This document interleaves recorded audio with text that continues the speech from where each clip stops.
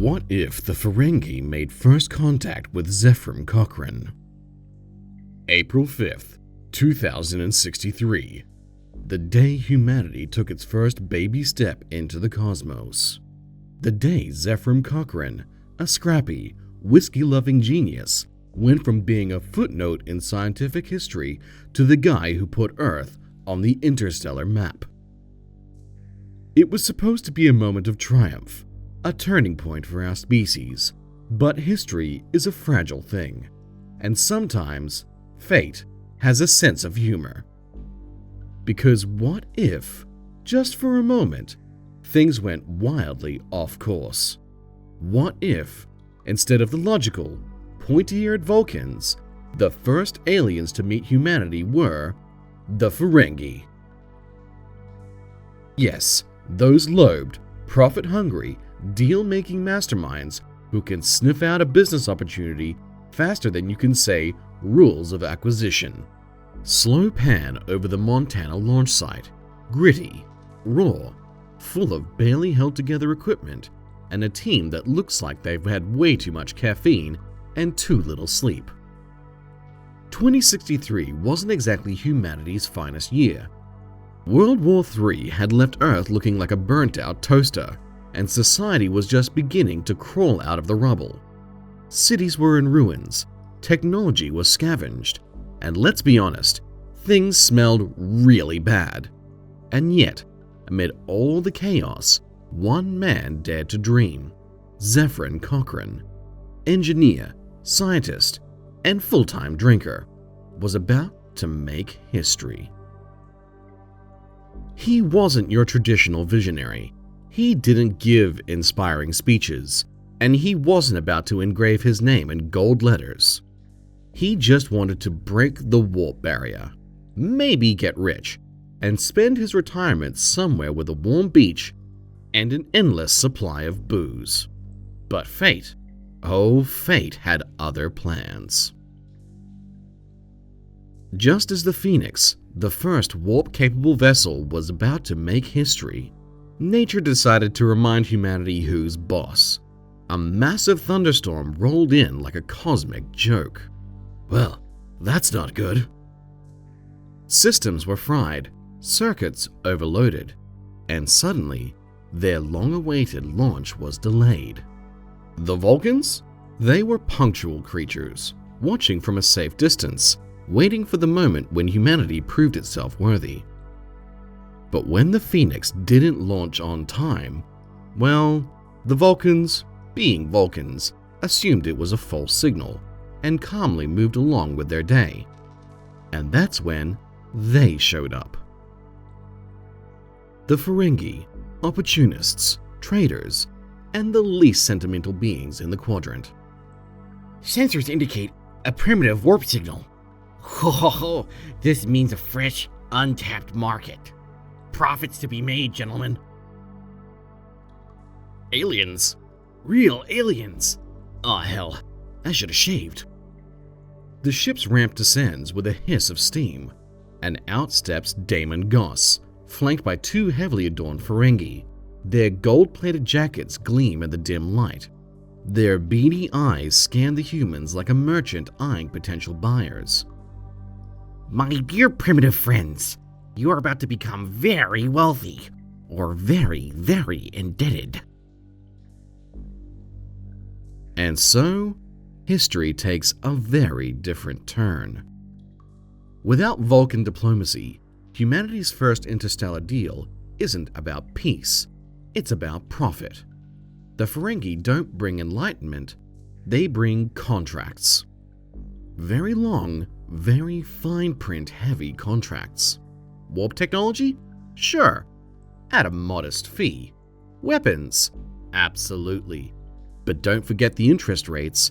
And just like that, the future of humanity is no longer one of exploration, but of endless debt. High-stakes trade agreements, and the galaxy's least ethical business school. This is not the Federation. This is the beginning of the Ferengi economic empire of Earth. So what happens next? How deep does the debt spiral go? And just how much latinum is too much latinum? Stay tuned. The dream of humanity's first warp flight is delayed, but the universe waits for no one. As the team rushes to assess the damage, a shimmering distortion appears in the night sky. Not a transporter, something else. A ship, massive and bulky, with golden rounded architecture, descends from the heavens. The Ferengi marauder lowers, its engines thrumming ominously. Damon Goss, draped in lavish fabrics and rings on every finger, leans forward, intrigued. His lobes twitch with anticipation. Sensors indicate a primitive warp signature. And where there is technology, there is profit. He gestures to his officers, a grinning pack of greedy opportunists. Prepare for landing. Let's introduce ourselves to our new business partners. Cochran and his team stare upward, shielding their eyes from the blinding lights of the descending vessel. That's not a Vulcan ship. The hatch opens with a dramatic hiss. Emerging in flowing robes adorned with intricate gold patterns, Damon Goss steps forward, flanked by two Ferengi subordinates. Their sharp-toothed grins gleam under the dim lighting. By the next morning, a makeshift negotiation table is set outside the facility. The Ferengi display stacks of pads, scrolls of contracts, and crude holographic displays depicting exotic technologies far beyond humanity's reach. Cochran and his people, still wary, listen as Damon Goss pitches the deal of a lifetime. Friends, I represent the noble, generous Ferengi Alliance. We come in the spirit of mutual prosperity. The humans exchange glances. What exactly are you offering? Goss gestures to a crude schematic of a warp core on a data tablet. Oh, just a small token of friendship. Faster warp drives, energy weapons, even materials to rebuild your war-torn planet. And all we ask for is a little cooperation. His subordinates produce an ancient-looking contract, thick with pages, covered in fine print so dense it seems unreadable. Just a simple trade agreement. Nothing to concern yourselves with. The humans, desperate for progress, barely skim the documents before signing. With Ferengi backing, Earth accelerates into space. Within decades, vast space stations orbit Mars, the moon becoming a trading hub, and corporations flourish under Ferengi guidance. But the price is steeper than they imagined. In a dimly lit Earth government office, a Ferengi accountant hands over a data tablet. The bill for last month's warp fuel. With late fees and processing costs, that comes to 5 billion bars of latinum. The Earth leader stares in horror. We can't afford this. We'll never pay it off. Damien Goss, now wearing even more extravagant jewelry, reclines in a luxurious chair. Oh, my dear friend, you weren't supposed to pay it off. You were supposed to keep paying. Earth, unable to meet its growing debts, is forced into darker dealings. Once, humanity dreamed of reaching the stars to explore, to seek out new life, to boldly go where no one had gone before. Now, they go where no one has paid their bills. Starfleet, gone. Now it's Debt Fleet, trademark. The most feared repo man in the galaxy. Earth's first deep space explorers, now interstellar bounty hunters. Tracking down late-paying clients like galactic mall cops with photon torpedoes. Instead of diplomacy, Earth's new motto is, pay up or beam up into our holding cells. A Ferengi liaison lounges in the captain's chair, comfortably sipping a drink, feet up on a control panel. He's got the smirk of a man who owns everything. Because he does. Ah, Captain. We've located another delinquent account. The colony of Zynax 3. 10 million credits past due. You know what to do. The human captain, battle-worn, world-weary, and one tax audit away from a complete breakdown, clenches his fists.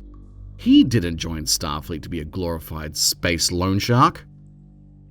We don't have a choice. Humans, you're supposed to have explorers, dreamers. What have you become? The human crew shifts uncomfortably. Some exchange glances. Others look at the floor, ashamed. The Ferengi liaison grins wider, taking another sip. A deal is a deal, Captain. You wouldn't want to default, would you? The captain exhales slowly. He wants to fight back. He wants to be the hero. But when your home planet is one missed payment away from being repossessed, what can you do? A long silence. Then, the order is given. Forget a grand galactic federation where humanity sits among the stars as equals. The only seat Earth has in the Galactic Council is the waiting room, flipping through outdated magazines while their loan officer checks with his manager. A lavish, golden chamber filled with Ferengi tycoons, sipping drinks that cost more than Earth's entire GDP. Humanity's leaders, once proud, now desperate, stand before a tribunal of Ferengi businessmen. Oh, you still don't get it, do you? You were never meant to be free. This is just good business. It's a subsidiary. And so, humanity's fate was sealed, not as explorers, not as pioneers, but as the galaxy's most aggressive door-to-door debt collectors. A once proud species, reduced to repo men, bounty hunters, and Ferengi footstools. Was this truly our destiny? But what if humanity finally snapped? What if one day a brave soul decided enough is enough? What if we turned the tables on the Ferengi? Would we rise up, break free, and take back our future? Or would we just negotiate better interest rates? You tell us. What happens next? Drop your thoughts in the comments, and if you want to see how deep this rabbit hole goes, make sure you subscribe for the next chapter.